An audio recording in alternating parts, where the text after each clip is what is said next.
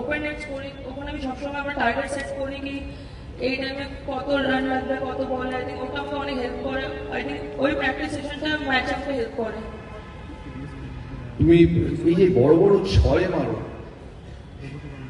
তোমাকে এটা কি সত্যি যে ড্রেসিং রুমে তোমার কেউ কেউ মাহি বলে ডাকে, ছোট মাহি?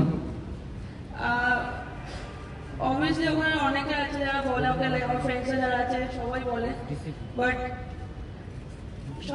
সবাই ভালোবাসে আমার ছয়গুলো মারতে, তো আমার আরো ভালো লাগে আরো জোরে মার।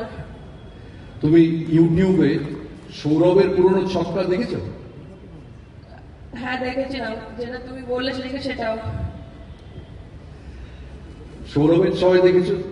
আরেক একজন বড় ছক্কা মারার জন্য তোমার রোলের জন্য মহেন্দ্র সিং ধোনি ফিনিশার হিসেবে এত বিখ্যাত। আমার একজন বলছিল, সত্যি কিনা জানি না, যে ধোনির মতো তুমিও নাকি প্রচুর দুধ খাও, এটা কি সত্যি? দুধ? ধোনি ধোনি ধোনি ধোনি ধোনি আচ্ছা, ছোটবেলায় খেতাম, বাট ল্যাকটোজ ইন্টলারেন্স আছে বলে এখন খাই না। কি প্রিপারেশন ছয় মারার জন্য, টেকনিক্যাল প্রিপারেশন কি নাও ছয় মারার জন্য? বেশি করে আমি প্র্যাকটিস করি, ওই 60 করে মারতে হবে। আর প্লাস আমাকে মেনলি বল চুজ করাটা বহুত ইম্পর্টেন্ট হয়ে যায়, কেন কি যদি বল ভালো করে চুজ না করি তো ওটা অত জোরে যাবে না। তো আমি বল চুজটা ইম্পর্টেন্ট, ওটা বেশি ফোকাস করি। তোমাদের এই যে ফাইনাল ম্যাচটা খেললে, সারা ভারতবর্ষ তোমাদের দিকে তাকিয়েছিল। এই সময় প্রচুর প্রেশার মোবাইল ফোন থেকে আসে, তোমরা কি করে নিজেদের কুল ঠান্ডা রাখতে কি করে?